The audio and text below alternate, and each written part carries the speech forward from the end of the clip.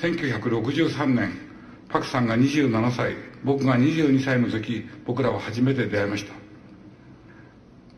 その初めて言葉を交わした日のことを今でもよく覚えています。黄昏時のバス停で僕は練馬行きのバスを待っていた。雨上がりの水たまりの残る通りを一人の青年が近づいてきた。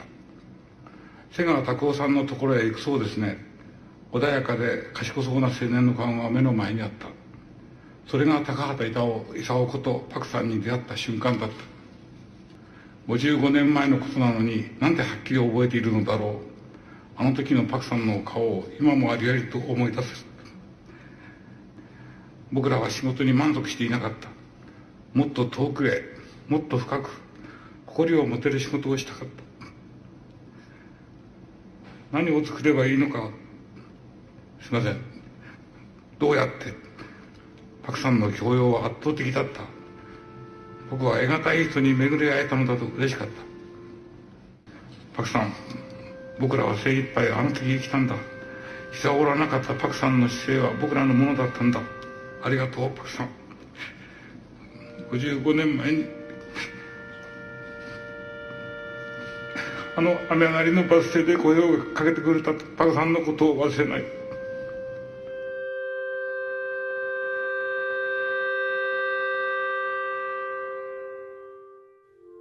Anituber Anthology has always been a passion project for my friend and editor, Mr. Nice Guy. The idea was to allow anime YouTubers of all styles, sizes, and backgrounds to work together and share their talents, while at the same time granting them complete creative control over their individual part. When Nice asked me if he could bring this concept here, I was all for it, and with the recent passing of an industry icon, one theme came up that we both wanted to cover. This anthology, now in its 4th iteration, will be a tribute of sorts to the legacy of Isao Takahata, a 50-year retrospective of his career to give these works the respect and attention they deserve, and hopefully show that this man was far more than the other Ghibli director. While we can't cover everything Takahata has ever done for one reason or another, what qualified was anything he produced, episode directed, created, or directed himself. On that note, let's rewind the clock 50 years to 1968, to see how a 32-year-old at Toei Animation was attempting to change the industry forever.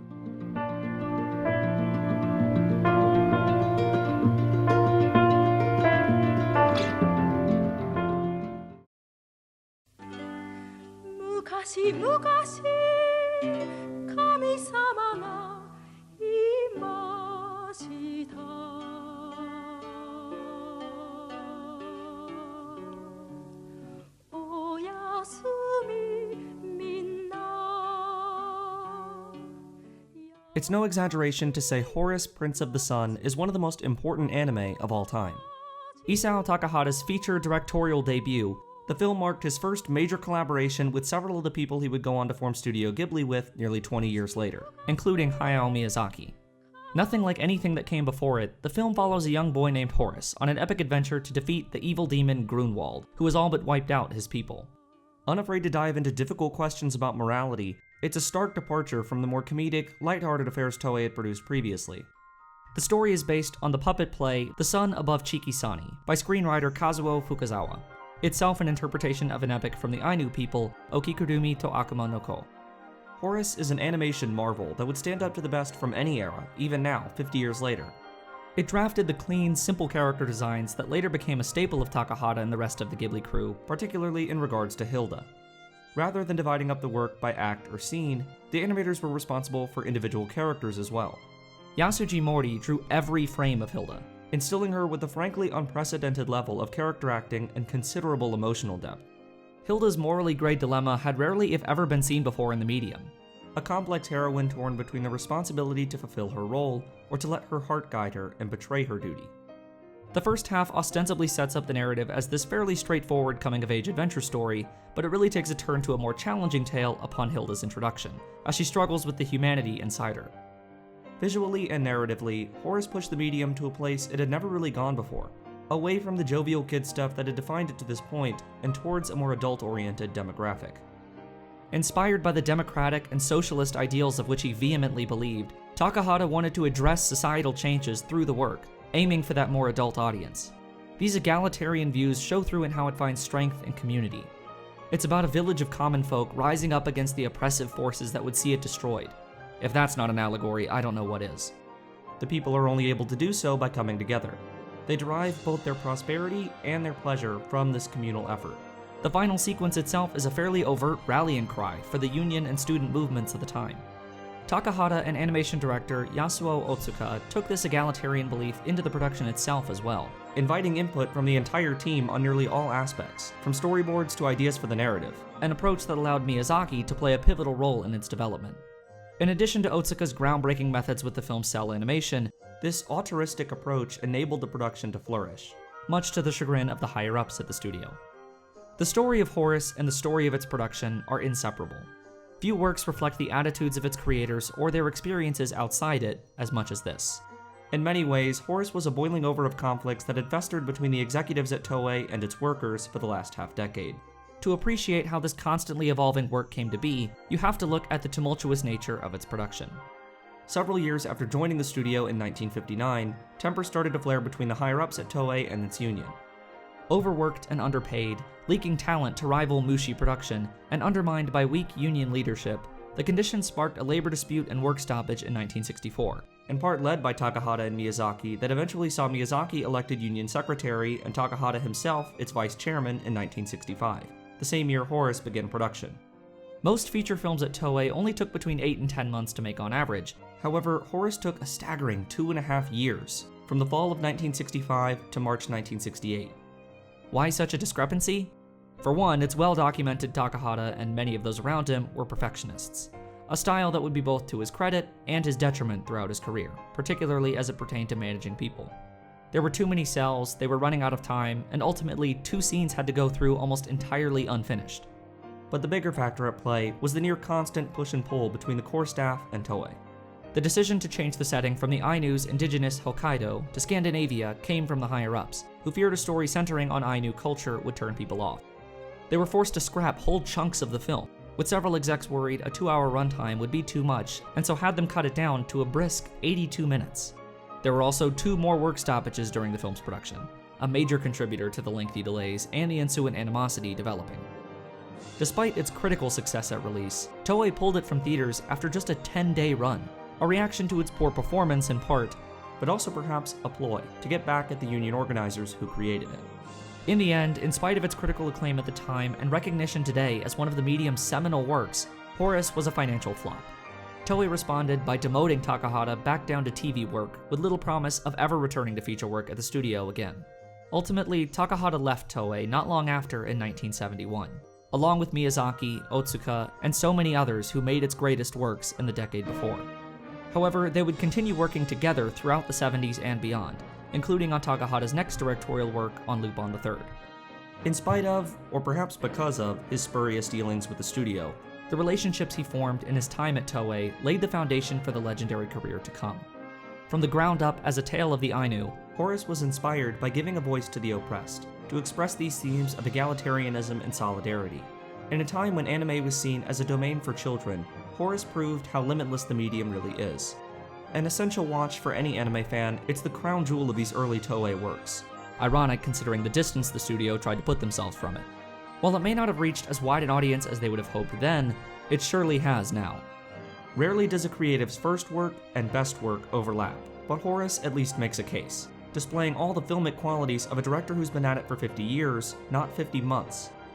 Looking back on it now, the history of Isao Takahata, of Studio Ghibli, and even of the industry itself would look quite different indeed without Horus, Prince of the Sun.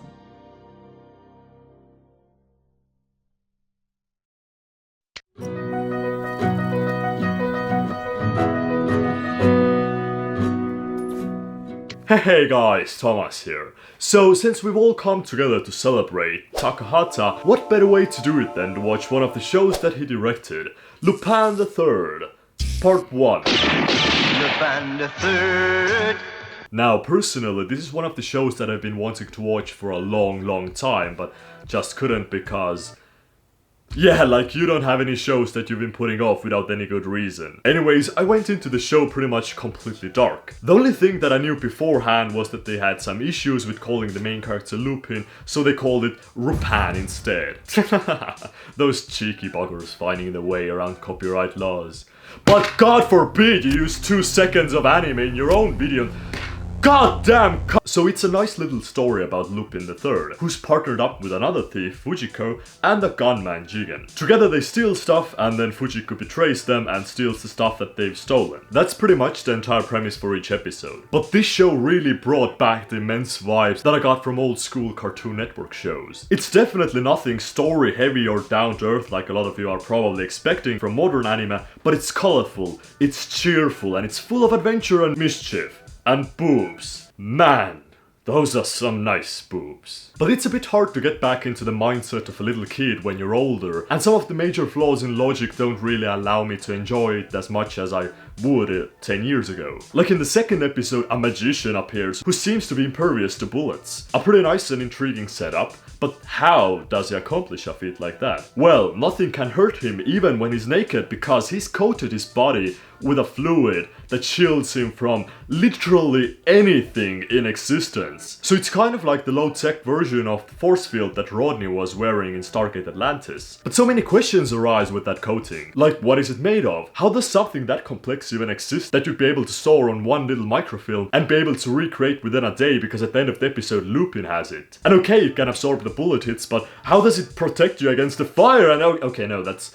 not the main point here. It's all about the relaxing and enjoying the globe-throttling fun that they're having. And they do travel around quite a lot, so we get views of many different settings. Planning a heist in a small Venice-looking city, stealing famous paintings on a private island, fighting a master swordsman. Though how the hell did they manage to make a hot air balloon explode by shooting a bullet at it? But okay, never mind. It's a cheerful and fun story. If you ignore the fact that this is supposed to take place in a real world, but they have a guy with a time machine in there. An evil villain thinks that he can kill somebody by tickling them to death. They have a detective with 0 successful missions who never gets fired. And so much more. Oh my god. Okay, I'm sorry, Nies. I just can't enjoy this show as much as I would love to. But aside the fact that it's simple and quite obviously not for me, I can still appreciate the charm of the characters and what it did for its time. Everybody had their own roles, and though they did some questionable stuff that might be a bit weird, I don't know, I like the characters. They have thought out plans like some real heist shows,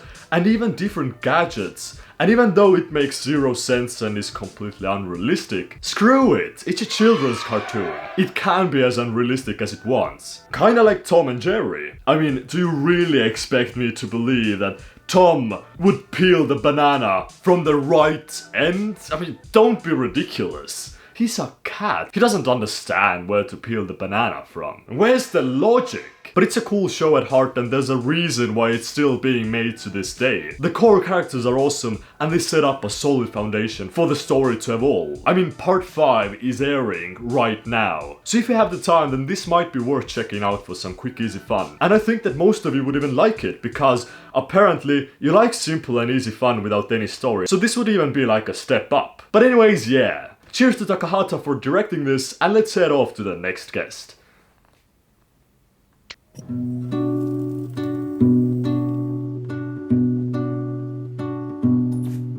work of director Isao Takahata, among many other elements, seems to me to show a fascination with adolescence, particularly in that of reflecting the world as perceived through their innocently hopeful, emotional, and exceptionally imaginative mindset. This is clearly evident in his work on children's programming, with shows like Heidi, Girl of the Alps, and Anne of Green Gables, and still continues onward, if less blatant, in his time with Ghibli. The mirroring of Taiko's adult self and her childhood days as she reflects on the past in Only Yesterday, the tragic tale of pride and circumstance following 2 children during World War II in Grave of the Fireflies. There, especially in regards to the scenes focusing on the youngest sibling, Setsuko, who, as a result of her age, remains oblivious to the weight of what is happening around her. Even Princess Kaguya devotes a fair amount of its runtime to establishing and following Kaguya's childhood. There is one work by Takahata that unapologetically embraces this childlike mindset and seems especially illustrative of his interest in that regard. Panda Kopanda, literally Panda Baby Panda, or by its English localization, Panda Go Panda. A collective title for two short films released in 1972 and 1973, each approximately half an hour in length. Now, it would be misleading of me to give Takahata too much credit, considering Hayao Miyazaki was behind both the concept and the screenplay, and in fact there is much established here that seems reflective of later trends among Miyazaki's work. However, I think considering their long collaborative history onwards, we can fairly ascribe some credit for its character to both parties, at the least giving Takahata fair credit for his role in realizing the work. With that groundwork laid, the two Panda Kopanda films follow the episodic misadventures and escapades of Mimiko and two pandas, Papa Panda and Pan-chan. Mimiko, a young girl with no parents, is left home alone when her grandmother and sole caretaker must briefly leave town on a trip. She's not alone for long though, as two pandas who have escaped from the zoo soon wander into her home, first a baby panda and then its father in tow. At the discovery that she has no parents, need I mention the pandas can talk, he proclaims, well, that's no good, and decides in a wonderful turn of childhood logic that he will be her father then. Mimiko is elated and returns the favor by deciding to take the role of Mama to little Pan-chan.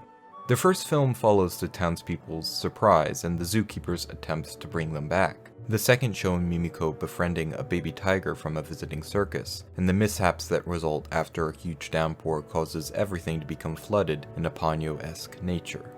Everything's dandy in this colorful setting. Every challenge raised against its saccharine attitude and pure positivity is rebutted with ease, a recurring sensation of everything will be okay repeated again and again.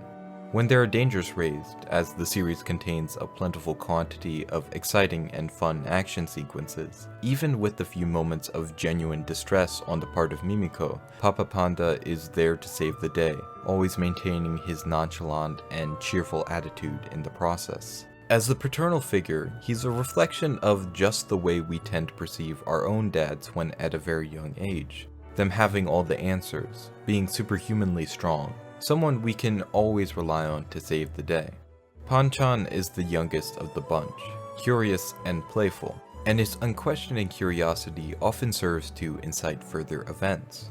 He also exists as an object of care for Mimiko to extend her mother-like capabilities, in a not dissimilar manner to the stereotypical dynamic of a young girl and her doll. The central figure, though, is the delightful little Mimiko. She is exceptionally compelling with her cheerful attitude, frequently expressing her exuberance and fascination towards everything around her, with both vocal and physical expressions. Her hand stands an emblem with which to convey her elatedness. Mimiko's, and by extension the show's sense of earnest interest in everything, free of presuppositions, is an attitude that could only come from engaging with a childlike mind frame. When Mimiko and the pandas encounter two men in their home that they assume to be burglars, her reaction is merely that of joy and fascination at encountering something new. When everything is flooded, there's no thought towards the possible destruction or damage, only intrigue at the new landscape presented to them.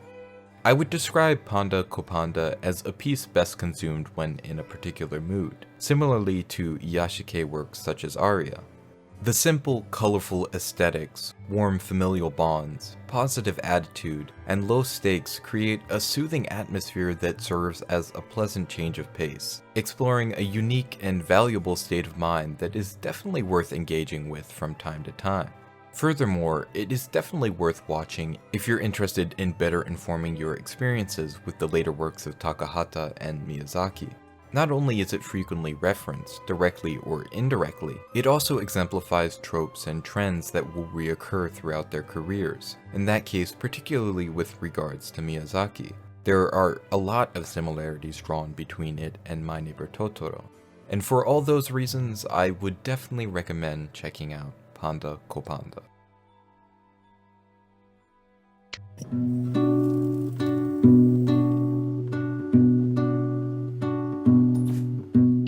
Not everything an artist makes is meant to be seen, a fact that many of us know already, but I feel is echoed here. When I was told to make a video covering Koya no Shonen Isamu, my initial reaction was one of pure confusion. I'd never heard of this anime ever, and upon looking it up, apparently no one else had either. A desolate Wikipedia page containing only 3 sentences mentioning Miyazaki and how he was an animator on this project and nothing more. 4 directors are listed, of which only one has a page, and that is of course the man himself, Isao Takahata. Next link, my anime list. I learned here the series was also known as Willy Boy with a Y, Shonen Isamu, The Rough and Ready Cowboy, and Isamu the Wilderness Boy. A multitude of excellent titles, no doubt. A single sentence description, and considered score-wise to be a 6.4. A damning number by MAL standards. And less than 500 people who have seen it. Of which only 3 have listed it as one of their favorite animes of all time. I ended up looking for any member of this trio, and while searching for them, I found to my surprise, people have finished the show, apparently all 52 episodes. In a frenzy to know anything about this series, I tried contacting the user who had most recently finished the series and gave it a perfect 10 to boot. Upon opening the user's page, their name being Perfect God, I began scrolling down to get to their comments area so I could post a comment asking what value they saw in this anime and better yet, how they even found it. Without even thinking, I stopped dead in my tracks. I'd seen how many days of anime they had watched. 1,996 days, or 5.5 years of anime. And the cherry on top, a mean score of a perfect 10. Like pulling the trigger on an empty gun, it clicked. Perfect God. And the only line of text on their page was simply, "Anime is perfect." I was not about to message a human being, but a robot. I backtracked and almost every user that had finished this show had a similar story. 1,000+ days of anime and was a bot. The reason why you'd want a bot to lie about watching anime on MAL was beyond me, but I was not going to humor that thought. Sakagaburu. Nobody here but us chickens. Great. On Kitsu, there was the same single sentence, and when I'd scrolled down to the user activity, I got 6 interactions with the series ever. The only user of which who had actually listed it as complete was named Shonen Jump Library, and after checking out his page, he was also a bot. Desperately, I began doing things that only desperate people do. I started by going to the second page of Google results, something I hadn't done since college. Some random old archives on A-threads mentioning the title by name only for reasons of listing what was running in Shonen Jump at the time. Never a direct conversation about the series. Back, scrolling down, and clicking the O in the elongated OO that is Google. 16 pages later, it hit me. The wall. In order to show you the most relevant results, we've omitted some entries very similar to the 162 already displayed. If you like, you can repeat the search with omitted results included. Click. Waves of unfamiliar characters from languages far from my own washed across my screen. And then, like deja vu, a half-filled results page. This time, no italicized font to act as a guide for where I next go. The world was flat, and I had reached the edge. Pacing back through the rivers of text I'd stormed through before, I found the series available for download, even though that wasn't a victory, as upon opening the files, most were corrupted, and then on top of it, it was all in RAWs with no English subtitles. That didn't bother me much, but if I didn't want subs, I could have just easily looked up the series on YouTube, and even there, episode 1 is corrupted, freezing at 3 minutes and 23 seconds, and remaining frozen until 7 minutes and 24 seconds, at which point it glitches back in.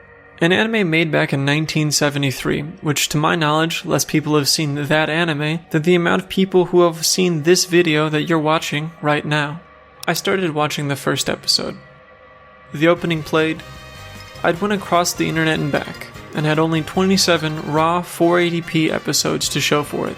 Time had destroyed the rest, and when my hard drive failed, my 27 episodes would join them, lost in time.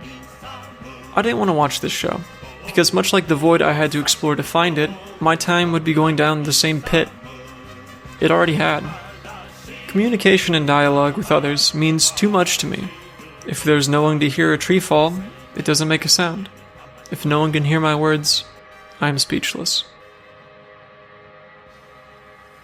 I didn't like The Rough and Ready Cowboy. Don't watch it.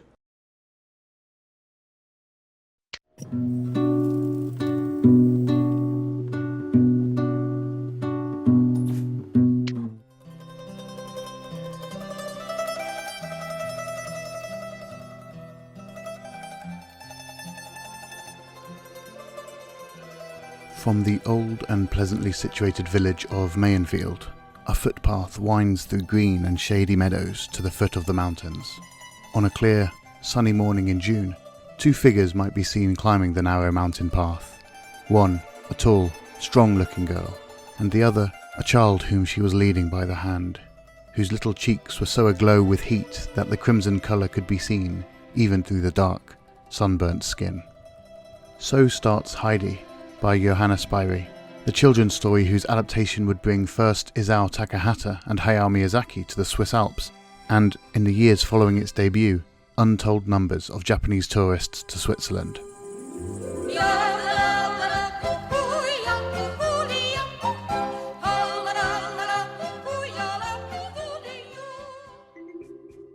World Masterpiece Theatre was a run of annual animated shows that sought to bring Western literature to life in anime. From Little Women to the Moomins, the stars of these children's classics sprang to life year after year. But perhaps the best known and most beloved of these adaptations is that of Takahata's Heidi, Girl of the Alps, a 1974 show whose legacy is as celebrated today as that of its creator.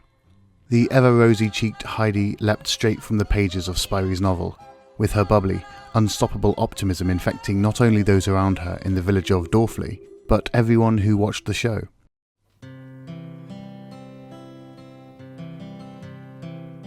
Heidi became an instant hit, endearing herself to the Japanese people and single-handedly causing a massive spike to Swiss tourism for decades after its debut. Even now, the Japanese travel in great numbers to see the world they grew up glimpsing through their television sets. Heidi was a beautifully animated piece, showcasing traits that would become hallmarks of Ghibli's success later on. With Takahata directing and Miyazaki helping with scenes and screenplays, they brought an artistry worthy of Heidi's stunning location. Having visited the country on a research trip, their love for the scenic beauty of Switzerland shines through in every frame of rolling countryside, and every lovingly crafted shot of goats leaping about the inclines of the Alps, and the little girl in the yellow and red outfit chasing after them. Despite its upbeat nature, there's a melancholy to Heidi, one that speaks volumes about Takahata himself. It's hard not to notice the portrayal of the misanthropic Alm uncle, Heidi's grandfather, who lives alone at the foot of the Alps until the orphan Heidi is thrust upon him. His gentle, kind-hearted but ultimately standoffish nature seemed to reflect Takahata himself, with lofty expectations that people struggled to measure up to.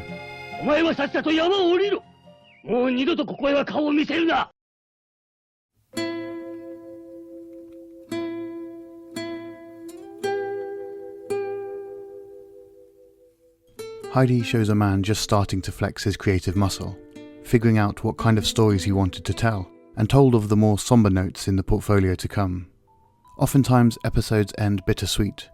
Not everything is idyllic country life. Heidi experiences pain and loss, whether by being torn from her home and the people she loves, the peril of losing a cherished pet, or simply the death of picked flowers.